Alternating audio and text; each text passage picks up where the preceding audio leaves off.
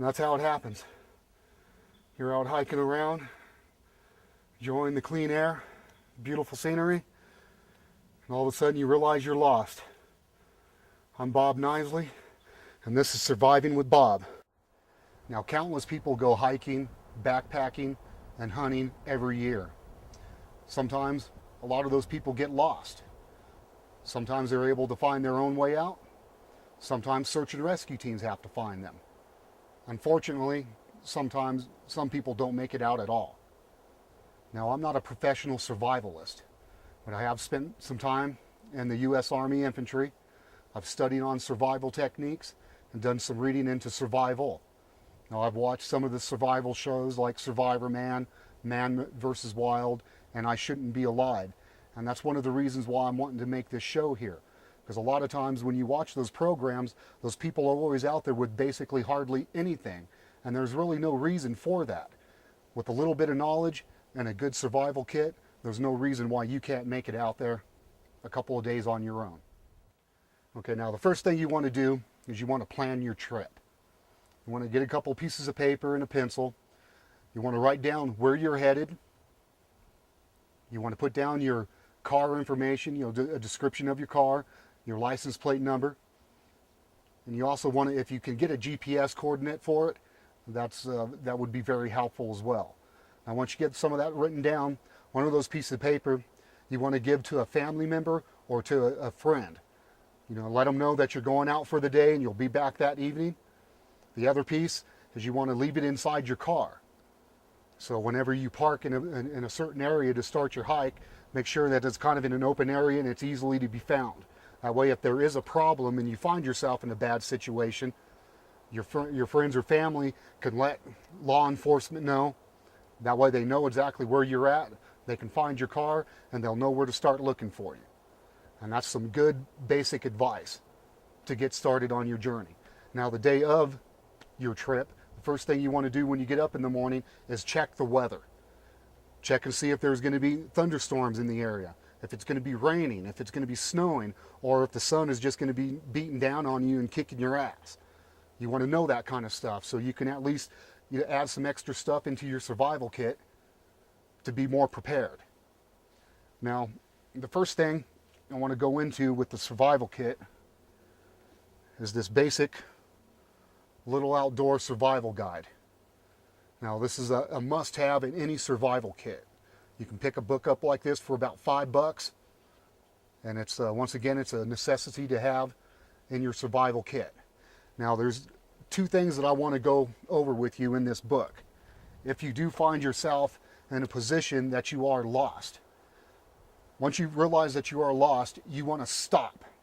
Now, STOP stands for sit, think, observe, and plan. Now, the reason why you want to stop is because if you start to realize that you're lost and you just keep going, you might start panicking. And if you start panicking, you could make things a lot worse on yourself. So you want to stop. Sit, think, observe, and plan. Now, sit is to get your mind together. That way you can kind of calm yourself down, get your head together, and keep yourself from panicking. Now, you want to think. Now, think of what your priorities are. Shelter, signals, fire, etc. Think about the stuff that you know and survival techniques and so on. Observe. Observe what's around you. What's around you that you can use to help make your bad situation better. And then you want to plan. Plan on what you want to do. Do you want to move on up over here where there's an open area so you can get something set up to where if you are being searched for, they can find you a little bit easier? Move into areas where you have things that can help you out. So once again, stop, sit, think, observe, and plan. Now, another thing I want to go over with that is part of the stop scenario is the rules of 3. Now, there's 5 rules of 3. The first one is you have 3 seconds to get your head together, which is stop, sit down, get yourself together. You don't want to be panicking. You want to try and keep yourself in a positive attitude. So 3 seconds to get your head together. Now, you got 3 minutes without oxygen. So if you're in a pile of rubble or you find yourself in an area where there's a fire and there's a lot of smoke around, you need to try and get yourself out of that situation. Once again, 3 minutes without oxygen. Now you got 3 hours to get out of extreme weather. If you're out in the desert and you got the sun beating down on you, you need to try and find some shade, at least until things start to cool down a little bit. Now if it's cold outside and you got some really extreme winds and it's really cold, you need to get your body in a place where you can keep that wind off of you. Once again, 3 hours to get out of extreme weather. You got 3 days without water. Now they say 3 days, but if you're out in the desert, it could be less than that. But they say 3 days without water, and you also have 3 weeks without food. And those are the rules of 3. Now I wanted to go over that stuff with you because I think it's really important for people to understand that and know that when you get out in a situation that you are lost, at least you know that knowledge, you have that knowledge. All right, let's go ahead and we'll get into the survival kit here. Now, a survival kit is what you make of it. And I'm just going to show you what I have in my survival kit. And I think that pretty much what I have, I should be able to make 2 or 3 days with no problem. Now, the first thing you want, and most importantly, besides your survival guide, is you want water. Now, my backpack is a military rucksack. It's called a camel pack. And it comes with its own little water pack. It's a 3-liter bag, and it just sits right inside the backpack, and it's got the straw thing that comes over your shoulder so you can drink as you're going along. This is a really good thing to have. And now also, you can go pick stuff up like this at any outdoor store for like 30 bucks. And it's a really good thing to have, and you've got a couple of liters of water on you right there. Good thing to have. Now I also have a military canteen and a canteen cup in case I need to boil some water. I think this is kind of a necessity thing here. And once again, this is a liter canteen. So right off the bat, whenever I go out anywhere, I got at least 4 liters of water. And that's a good thing to have. And you can pick these up for like 15 bucks for both of them. Pretty cheap. And it's once again, it's a good thing to have with you. Now, another thing you want in your survival kit is you want at least to have a flashlight and some extra batteries. You know, you can pick up something cheap. You don't have to have anything expensive, just something to where you can see if you're kind of stuck out in nighttime. So a flashlight and some batteries. Now you always want a good knife or a good multi-tool. I got a Leatherman here. It's got a couple of different blades on it. It's got a little saw on it, and it's also got a knife sharpener on it. And this is a handy dandy little tool to have here. And I also always carry a Swiss Army knife with me as well. And this also has a little saw on it too. So a good thing to have. A compass. Everybody should have a compass in their survival pack. Now, one thing you should do before you start your hike is pull your compass out and see which direction you're going. That way when you start heading off, you know exactly which way you need to come back. So if you do get lost, it's like, okay, I was headed north, and now I need to go back south. So a compass is always a good thing to have. Now, I spent like $2 or $3 bucks on this thing. And it's a good thing to have. Another thing you want in your survival kit is you want some fire starters. Now I have 2 different things here. One is a magnesium flint stick.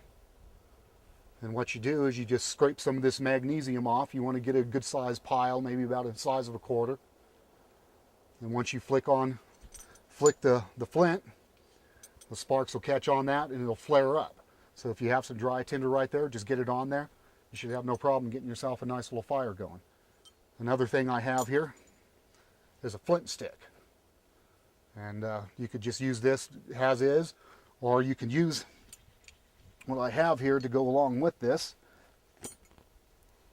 Let me dig into this little bag of tricks here. Bag of tricks. I have some cotton balls and some petroleum jelly. Now, let me show you this real fast. I think this is a good thing for anybody to know. What you want to do, you just want to take one of these cotton balls, stuff them in a couple of Ziploc baggies, make sure they stay dry. Just want to take one of these cotton balls, and you want to take a little bit of this petroleum jelly. Now, if I can get my cameraman just to follow me right over here for a second.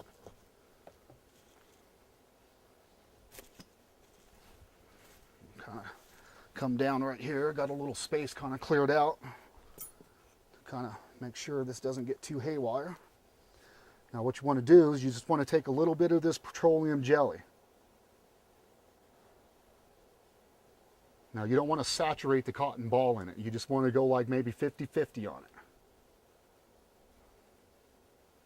I'll kind of spread it around a little bit.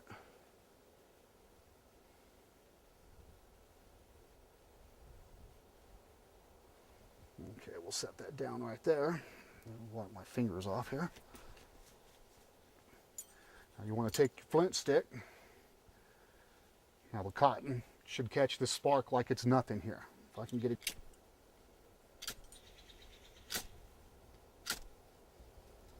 And there you go. Now once that petroleum jelly catches, it should burn pretty good here.